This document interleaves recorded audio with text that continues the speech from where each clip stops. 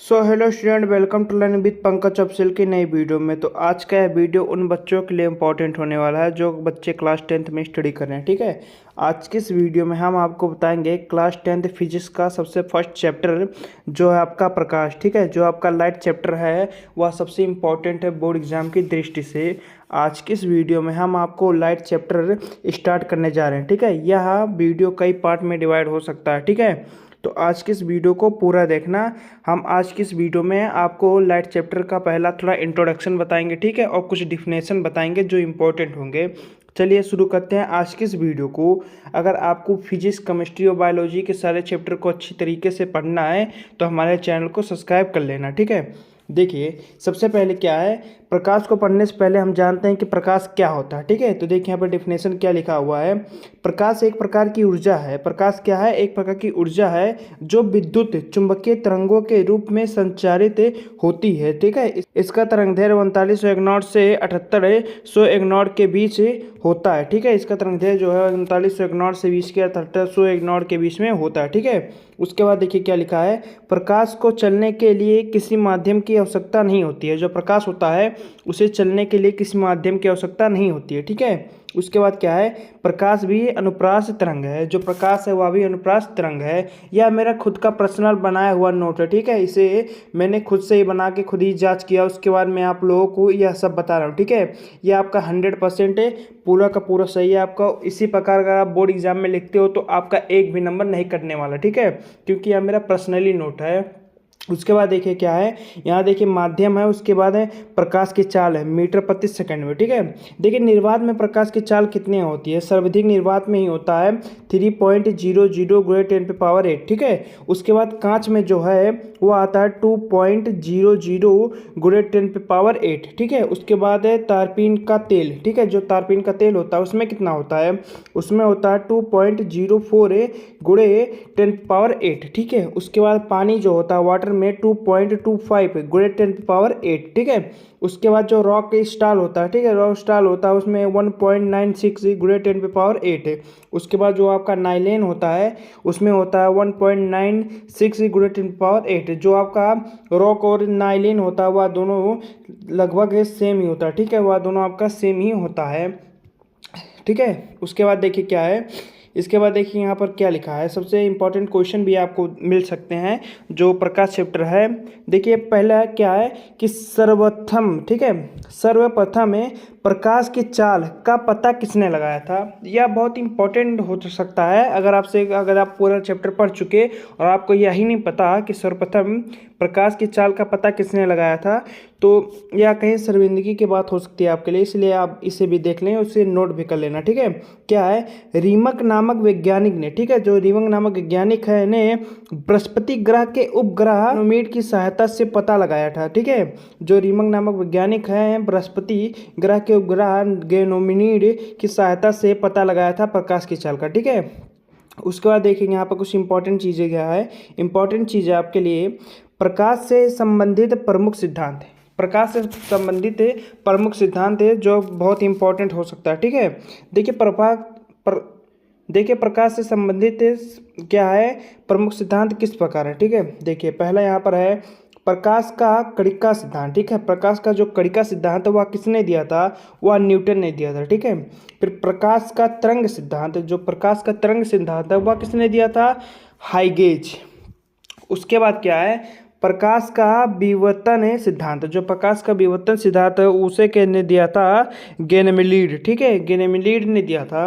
उसके बाद जो आपका प्रकाश का व्यक्तीकरण सिद्धांत है थोमयांग, ठीक है, थोमयांग ने दिया था। उसके बाद देखिए क्या है, उसके बाद आपका प्रकाश का क्वांटम सिद्धांत, जो प्रकाश का क्वांटम सिद्धांत वह किसने दिया था? Max Planck. ठीक है, मैक्स प्लांक ने उसे दिया था। उसके बाद आए प्रकाश का विद्युत चुंबकीय तरंग सिद्धांत, जो प्रकाश का विद्युत चुंबकीय तरंग सिद्धांत वह किसने दिया था? Max Bell. और उसके बाद आपका क्या है, प्रकाश का फोटन सिद्धांत। ठीक है, जो प्रकाश का फोटन सिद्धांत है वह आइंस्टीन ने दिया था। ठीक है, तो यह कुछ इंपॉर्टेंट सिद्धांत है जिन्हें कुछ वैज्ञानिकों ने दिया था, उनके नाम इस तरह। ठीक है, आप इसे भी अच्छे से नोट कर लेना, यह भी आपके एक नंबर क्वेश्चन में बन सकता है। उसके बाद चलिए आगे देखते हैं। देखिए उसके बाद सबसे इम्पोर्टेंट चीज़ आपके लिए जो हर सारे बोर्ड एग्जाम में पूछ ही लेता आपसे, ठीक है, या तो यह पूछेगा या तो इसका अपवर्तन पूछेगा, ठीक है। तो क्या है, प्रकाश का परावर्तन, ठीक है, द रिफ्लेक्शन ऑफ लाइट, ठीक है, रिफ्लेक्शन ऑफ लाइट है, आपसे पूछेगा प्रकाश का परावर्तन। देखिए पहले आप अच्छे से समझिए कि प्रकाश का परावर्तन होता क्या है, ठीक है। देखिए सबसे पहले हमने यहाँ पर एक चित्र बनाया है, चित्र को आप समझने की कोशिश कीजिए। जो आप यहाँ नीचे की साइड देख रहे हैं, ठीक है, जो आप नीचे की साइड देख रहे हैं, इसे हम लोग क्या कहते हैं, इसे कहते हैं आपतन बिंदु, ठीक है, इसे कहते हैं आपतन बिंदु। इसके बाद जो आपका यहाँ बीच में है, देखिए इसे कहते हैं अभिलंब। आपतन बिंदु पे आपने अभिलंब को खड़ा कर दिया, ठीक है। उसके बाद आप क्या है, देखिए हमने एक प्रकाश का लाइट इधर से छोड़ा, ठीक है। तो प्रकाश का लाइट जो है, यह कौन सा लाइट है, आपतित किरण, ठीक है। उसके बाद वह आपके आपतन बिंदु से टकरा कर वापस उसी माध्यम के विपरीत दिशा में लौट जाती है, ठीक है, उसे कहते हैं प्रकाश का परावर्तन, ठीक है। और इनके जो बीच का कोण बनता है, इनके बीच के जो कोण बनता है आपतित और अभिलंब के बीच, उसे कहते हैं आपतन कोण। और जो परावर्तित और परावर्तन के बीच बनता है उसे कहते हैं परावर्तित कोण, ठीक है। यहाँ पर देखते हैं परावर्तन कोण, ठीक है, और इनके बीच जो है वो अभिलंब है। आप समझ गए होंगे। देखिए फिर से एक बार समझने की कोशिश कीजिए। जो ये आपके नीचे का लाइन है, इसे कहते हैं हम आपतन बिंदु, ठीक है। इस पे हमने एक अभिलंब को इससे खड़ा कर दिया, ठीक है।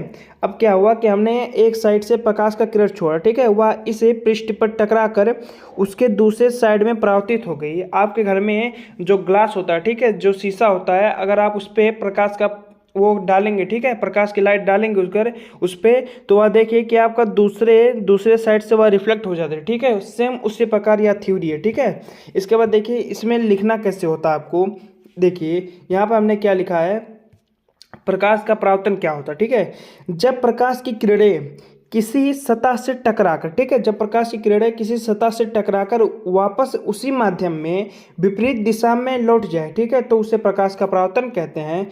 क्या है, वापस उसी माध्यम में, ठीक है, जैसे देखिए यहाँ पर आपतन किरण है जो आ रही है और वापस उसी माध्यम में परावर्तन किरण के रूप में चली जा रही है, ठीक है, तो उसे प्रकाश का परावर्तन कहते हैं। देखिए प्रकाश के परावर्तन के कितने नियम हैं, ठीक है, प्रकाश के परावर्तन के दो नियम हैं। कौन कौन से, पहला है, देखिए पहला क्या है, आपतित किरण, परावर्तित किरण तथा आपतन बिंदु, ठीक है, आपतित किरण, परावर्तित किरण तथा आपतन बिंदु पर खींचे गया अभिलंब, ठीक है, तीनों एक ही तल में होता है, ठीक है। उसके बाद देखिए दूसरा नियम क्या है, दूसरा नियम आपका आपतन कोण ज्या तथा परावर्तन कोण ज्या आपस में बराबर होता है, ठीक है। आपतन कोण ज्या और जो परावर्तन कोण ज्या होता है वह आपस में सदैव बराबर होता है, ठीक है। इसके बाद देखिए यहाँ पर इंपॉर्टेंट पॉइंट क्या है, आपतित किरण। आपतित किरण किसे कहते हैं, ठीक है। देखिए किसी समतल सतह पर पड़ने वाली किरण को आपतित किरण कहते हैं।